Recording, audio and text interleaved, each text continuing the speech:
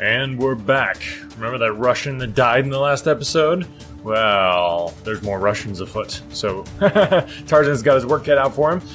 We will find out more about that in today's chapter. Thank you guys for tuning in, as always. If you haven't realized it yet, we do have a merchandise store, so if you enjoy Another World audiobooks and want to rep the brand, as the kids say these days, you can go to anotherworldaudiobooks.com, and there's a place to purchase merchandise.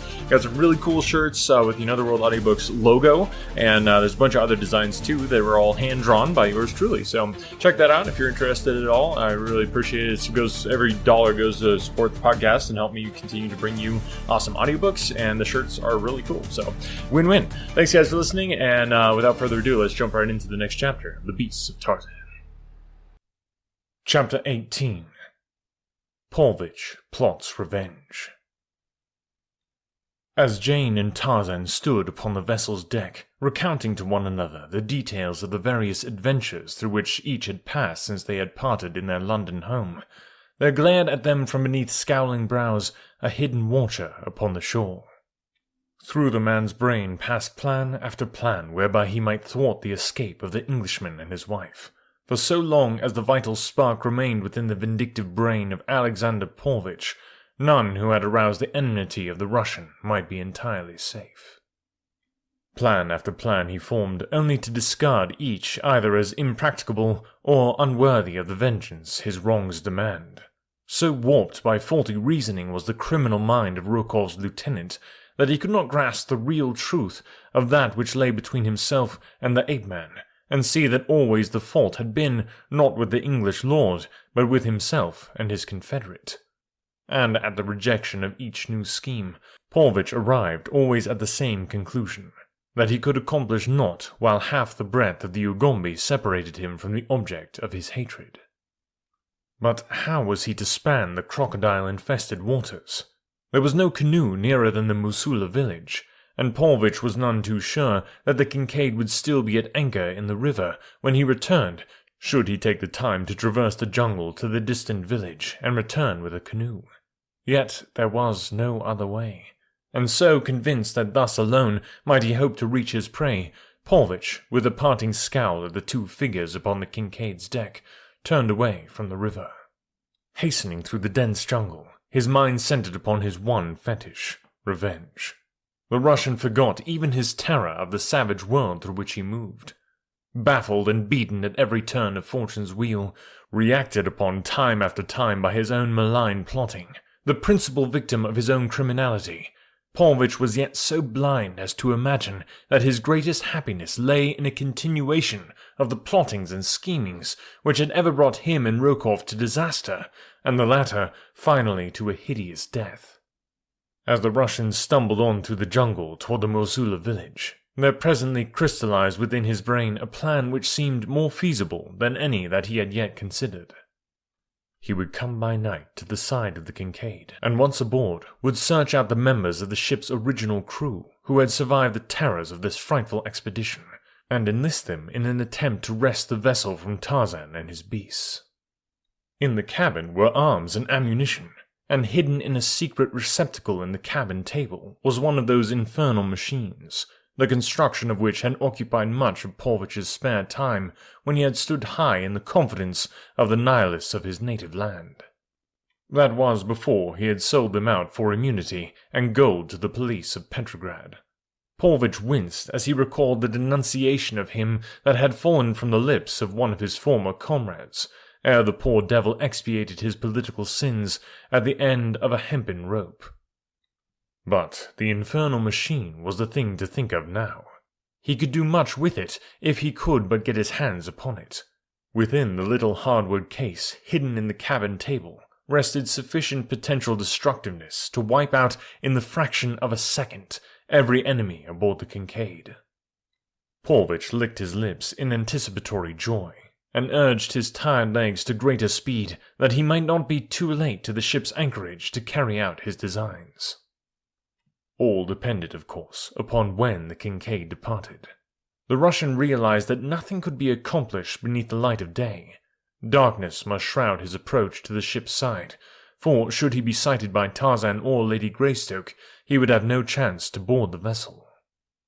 The gale that was blowing was, he believed, the cause of the delay in getting the Kincaid underway, and if it continued to blow until night, then the chances were all in his favor, for he knew that there was little likelihood of the ape-man attempting to navigate the tortuous channel of the Ugambi while darkness lay upon the surface of the water, hiding the many bars and numerous small islands which are scattered over the expanse of the river's mouth. It was well after noon when Paulvitch came to the Mosula village upon the bank of the tributary of the Ugambi. Here he was received with suspicion and unfriendliness by the native chief, who, like all those who came in contact with Rokov or Paulvitch, had suffered in some manner from the greed, the cruelty, or the lust of the two Muscovites. When Paulvitch demanded the use of a canoe, the chief grumbled a surly refusal, and ordered the white man from the village. Surrounded by angry, muttering warriors, who seemed to be but waiting for a slight pretext to transfix him with their menacing spears, the Russian could do naught else than withdraw. A dozen fighting men led him to the edge of the clearing, leaving him with a warning never to show himself again in the vicinity of their village. Stifling his anger, Paulvitch slunk into the jungle. But once beyond the sight of the warriors, he paused and listened intently.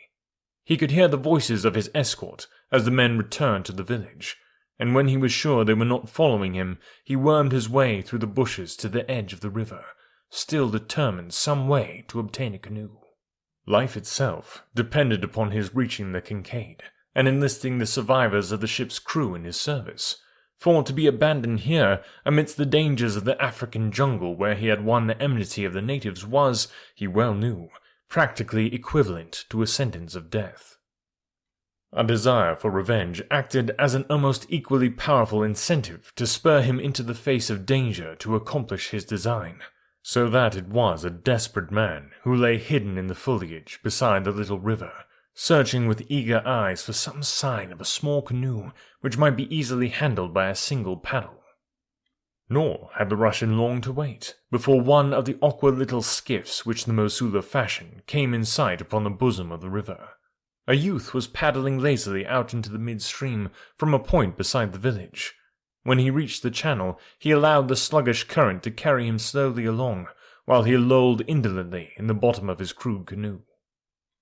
All ignorant of the unseen enemy upon the river's bank, the lad floated slowly down the stream, while Paulvitch followed along the jungle path a few yards behind him.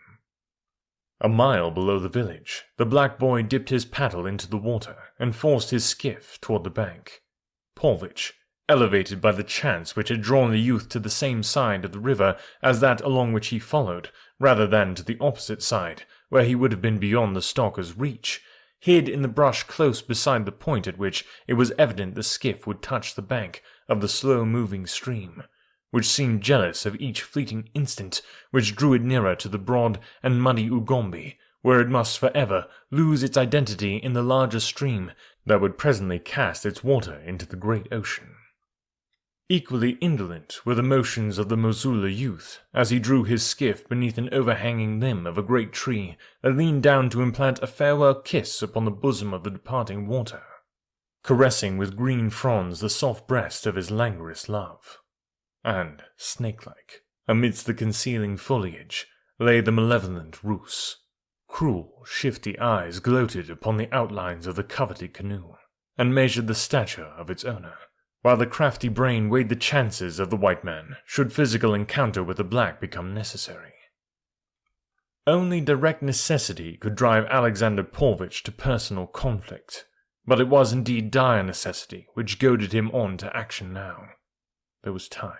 Just time enough to reach the Kincaid by nightfall. Would the black fool never quit his skiff? Paulvitch squirmed and fidgeted. The lad yawned and stretched. With exasperating deliberateness, he examined the arrows in his quiver, tested his bow, and looked to the edge upon the hunting knife in his loincloth. Again he stretched and yawned, glanced up at the river-bank, shrugged his shoulders, and lay down in the bottom of his canoe for a little nap before he plunged into the jungle after the prey he had come forth to hunt. Paulvitch half rose, and with tense muscles stood glaring down upon his unsuspecting victim. The boy's lids drooped and closed. Presently his breast rose and fell to the deep breaths of slumber. The time had come. The Russian crept stealthily nearer. A branch rustled beneath his weight, and the lad stirred in his sleep. Paulvitch drew his revolver and leveled it upon the black. For a moment he remained in rigid quiet, and then again the youth relapsed into undisturbed slumber. The white man crept closer. He could not chance a shot until there was no risk of missing. Presently he leaned close above the Mosula. The cold steel of the revolver in his hand insinuated itself nearer and nearer to the breast of the unconscious lad. Now it stopped but a few inches above the strongly beating heart. But the pressure of a finger lay between the harmless boy and eternity.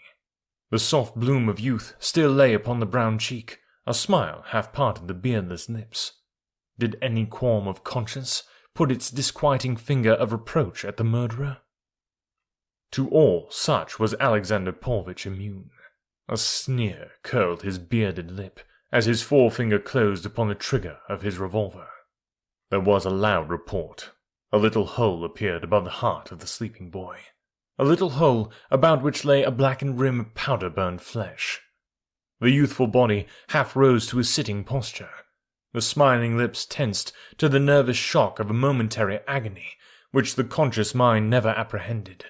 Then the dead sank limply back into that deepest of slumbers from which there is no awakening. The killer dropped quickly into the skiff beside the killed. Ruthless hands seized the dead boy heartlessly and raised him to the low gunwale. A little shove, a splash, some widening ripples broken by the sudden surge of a dark, hidden body from the slimy depths, and the coveted canoe was in the sole possession of the white man, more savage than the youth whose life he had taken. Casting off the tie rope and seizing the paddle, Paulvitch bent feverishly to the task of driving the skiff downward toward the Ugombe at top speed. Night had fallen when the prow of the blood-stained craft shot out into the current of the larger stream. Constantly, the Russian strained his eyes into the increasing darkness ahead, in vain endeavor to pierce the black shadows which lay between him and the anchorage of the Kincaid. Was the ship still riding there upon the waters of the Ugombe? Or had the ape-man at last persuaded himself of the safety of venturing forth into the abating storm? As Paulvitch forged ahead with the current, he asked himself these questions, and many more beside, not the least disquieting of which were those which related to his future, should it chance that the Kincaid had already steamed away, leaving him to the merciless horrors of the savage wilderness. In the darkness, it seemed to the paddler that he was fairly flying over the water, and he had become convinced that the ship had left her moorings, and that he had already passed the spot at which she had lain earlier in the day, when there appeared before him beyond a projecting point which he had but just rounded the flickering light of a ship's lantern. Alexander Paulvitch could scarce restrain an exclamation of triumph. The Kincaid had not departed. Life and vengeance were not to elude him after all. He stopped paddling the moment that he descried the gleaming beacon of hope ahead of him. Silently, he drifted down the muddy waters of the Ugombe, occasionally dipping his paddle's blade gently into the current, that he might guide his primitive craft to the vessel's side. As he approached more closely, the dark bulk of a ship loomed before him out of the blackness of the night. No sound came from the vessel's deck. Paulvitch drifted, unseen, close to the Kincaid's side. Only the momentary scraping of his canoe's nose against the ship's planking broke the silence of the night. Trembling with nervous excitement, the Russian remained motionless for several minutes, but there was no sound from the great bulk above him to indicate that his coming had been noted. Stealthily he worked his craft forward until the stays of the bowsprit were directly above him. He could just reach them. To make his canoe fast there was the work of but a minute or two, and then the man raised himself quietly aloft.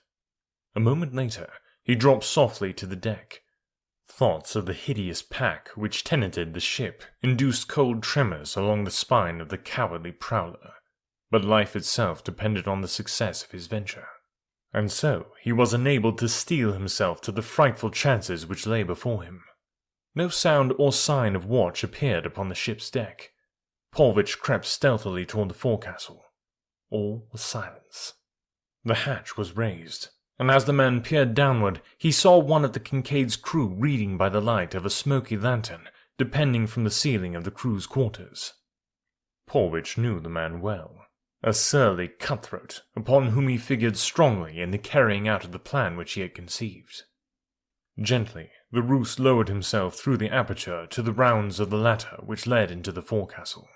He kept his eyes turned upon the reading man, ready to warn him to silence the moment that the fellow discovered him, but so deeply immersed was the sailor in the magazine that the Russian came unobserved to the forecastle floor. There he turned and whispered the reader's name. The man raised his eyes from the magazine, eyes that went wide for a moment, as they fell upon the familiar countenance of Rokov's lieutenant, only to narrow instantly in a scowl of disapproval.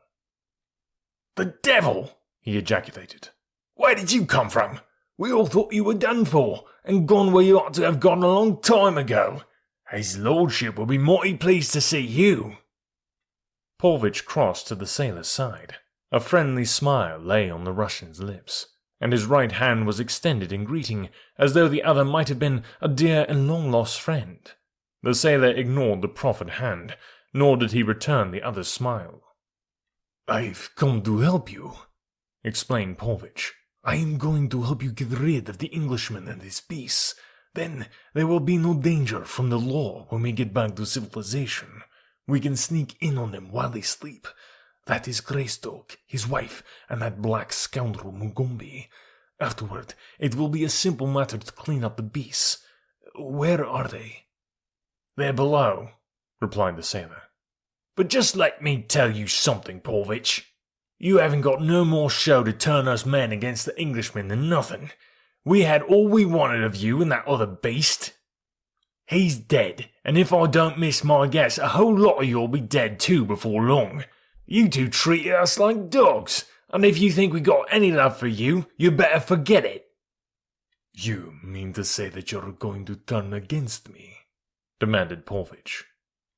The other nodded, and then, after a momentary pause, during which an idea seemed to have occurred to him, he spoke again. "Unless," he said, "you can make it worth my while to let you go before the Englishman finds you here." "You wouldn't turn me away in the jungle, would you?" asked Polvich. "Why, I'd die there in a week." "You'd have a chance there," replied the sailor. "Here, you wouldn't have no chance. Why, if I woke up my mateys here, they'd probably cut your heart out before the Englishman got a chance at you at all. It's mighty lucky for you that I'm the one to be awake now, and not one of the others." "You're crazy," cried Polvich. "Don't you know that the Englishman will have you all hanged when he gets you back where the law can get a hold of you?" "No, he won't do nothing of the kind," replied the sailor. "He's told us as much, for he says that there wasn't nobody to blame but you and Rokov. The rest of us was just tools, see?" For half an hour, the Russian pleaded or threatened as the mood seized him. Sometimes he was upon the verge of tears, and again he was promising his listener either fabulous rewards or condign punishment. But the other was obdurate. Condign, of equal value. He made it plain to the Russian that there were but two plans open to him. Either he must consent to being turned over immediately to Lord Greystoke, or he must pay to the sailor, as a price for permission to quit the Kincaid unmolested, every cent of money and article of value upon his person and in his cabin.